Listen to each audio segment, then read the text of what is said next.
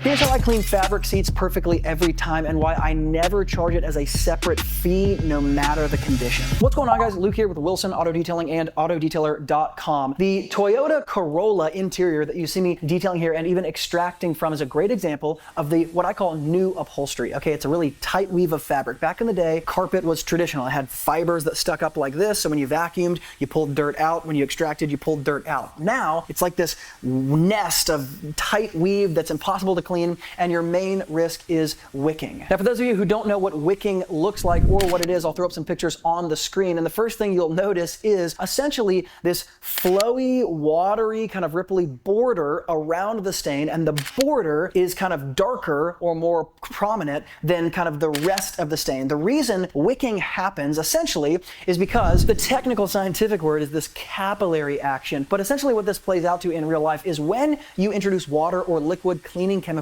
into the upholstery seat or the headliner for that matter. You stir up the dirt because the cleaner is going to stir up that stain, and then you've got the water in there, which means it kind of like mixes all around. If you don't pull it out of the surface or somehow remove it from the interior of the surface, that spongy interface underneath the cloth surface, that chemical water stain solution is now going to start to reach into other areas, kind of moving out from the center of the stain, and you only are going to see it resurface as it dries, and that's why you see that dark border flowy effect, because that's exactly what's happening. The water is like reaching out from the center that used to be a small stain. Now it's a big stain because you stirred it up and you pushed it out into the ether of the upholstery. Now, the reason this is a particularly bad problem with the new upholstery is because, like I said, it's just this like tight weave of cheap material. It's not even traditional fibers. So pulling things out is really, really difficult, and not getting a wicking effect is really difficult because it's just flat, stretched material over the spongy interface of the upholstery. So it's just a breeding ground for wicking. Now, the first scenario is when you're just dealing with a single stain. The reason most people get wicking here is because, number one, the product they use, and number two, they're only cleaning the single stain on the new upholstery. So here's my approach. Number one, if I'm cleaning a single stain and the rest of the upholstery is relatively clean, and this often comes in the form, by the way, of like a salt or sweat stain in the new upholstery material. It looks kind of white and cloudy, but it's just kind of on a single area. I'm going to pull out P&S 3-tiered carpet cleaning system, partly because most of these stains are kind of organic material, like I said, sweat or salt. I pre-treat very lightly with the enzyme cleaner. I top very lightly with the carpet bomber. I then use a drill brush, a white soft drill brush. I do not agitate things by hand. I do not use a steamer yet, at least. I just use a drill brush and I go over the area. Then I take a damp microfiber towel that is dampened only with water, okay? I scrub.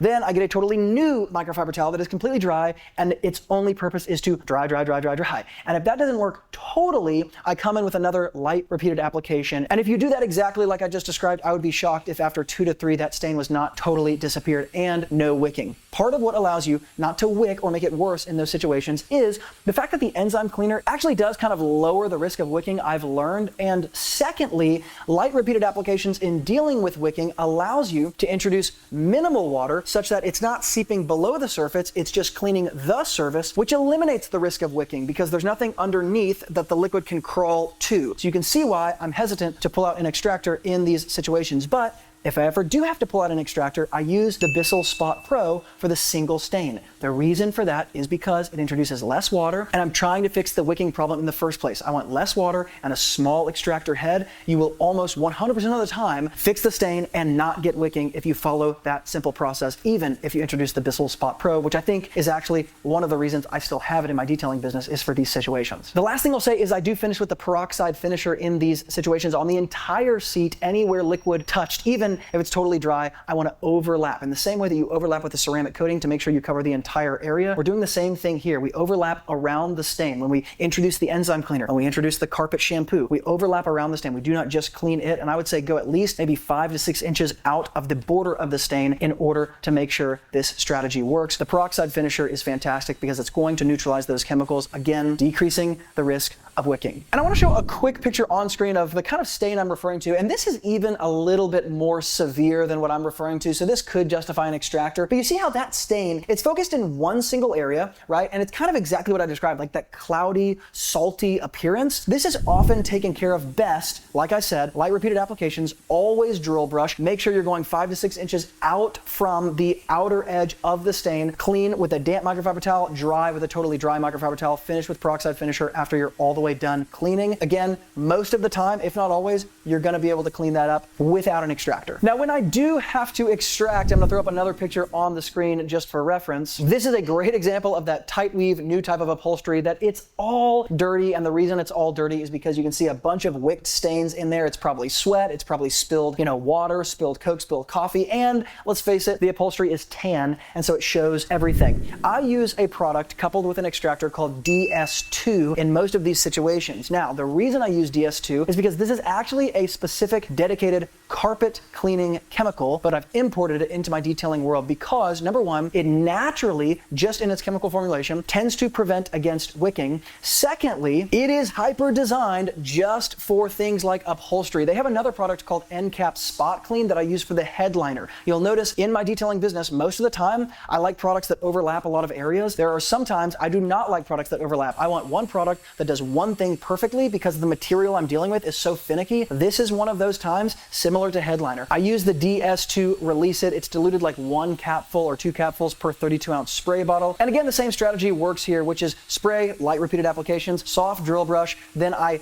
gently and quickly extract in between. If I'm going to do more than one application of the extractor or use of the extractor, I want to make sure that I'm pulling pretty quickly. I'm not introducing tons and tons of water. The point is not to do some crazy extraction. The point is to completely clean the entire surface because wicking naturally reaches out into other parts of the surfaces that are dry. So one of the ways to eliminate it is to clean the entire thing as completely as you possibly can and let it all dry together, and you tend to lower the probability of wicking. But again, you have to couple it with products like DS2 because that's going to be dedicated to prevent this very problem. Now, I have to add that when you use an extractor, you do risk wicking at the edges of the seat and the sides of the upholstery. And the reason for this is because, number one, it's very hard to extract those areas as fully as you extract the face of the seat just because of like positioning issues. And number two, you're pulling and pushing water to the edges as you extract naturally. So for the same reason you tend to get high spots with a ceramic coating around the edges because you're pushing things out as you remove it. Same thing is kind of happening with an extractor, except you're pulling and pushing water to the edges. And so you naturally get more solution and liquid there that doesn't get as dry as fast, and it leads to this wicking effect. The simple way I try to fix this is, number one, I can use a little bit more enzyme treatment on the edges because an enzyme cleaner does tend to wick less in my experience. And secondly, I always make sure that I dry those areas very completely with a microfiber towel. And thirdly, I always treat everything, but especially those areas, with a peroxide finisher. And if I have some sort of industrial fan or manual way to dry that surface, I will absolutely do that. Because in some sense, if we can dry faster, we're eliminating the amount of time that the stuff underneath, if it's still there, can sort of like push its way into the surface and ultimately show itself when it does dry naturally. So it goes without saying, the best time to do this kind of thing is when it's really sunny and hot outside and you can leave all the doors open and things dry in less than 20 minutes. Now, from a business perspective, the mistake that almost all beginner detailers make is line iteming out or creating an additional separate fee that they communicate to the customer for really bad upholstery. So if you're dealing with something like the pictures that I showed on screen, you might say, oh, customer, this is going to be an additional $75 in order to clean the upholstery. The problem with pulling services out like this, in my experience, is that if you pull out a service that is assumed to be a part of a traditional interior detail, rather than something like an add-on like black trim restoration or headlight restoration that's not assumed to be in a regular detail, and then you add on an additional fee for that thing, rather than just intuitively understanding it's going to take you more time and attaching it to the overall price, customers are going to get pushy and they're going to get frustrated, and you don't want to do that. It's going to be a price objection, it's going to be a general detail objection. But if all you do is, again, intuitively make a mental note, oh, this is going to take longer just as an interior detail exists as a whole because I'm going to have to restart and extract and do all this stuff to the upholstery, and you work that into the overall price, you don't deal with the same thing. So what's interesting is you can actually come out giving the same price to the customer from a bottom line numbers perspective, but get totally different objections, one where you get an objection and one where you don't, if you separate and line item out additional fees because certain areas of the interior that are assumed to be a part of an interior detail happen to be really dirty, and now you're tacking on a fee because of that. In other words, don't take traditionally assumed services out of the detail, tack on an additional fee, and then make it some sort sort of line item in your pricing, because that is something customers don't understand. What customers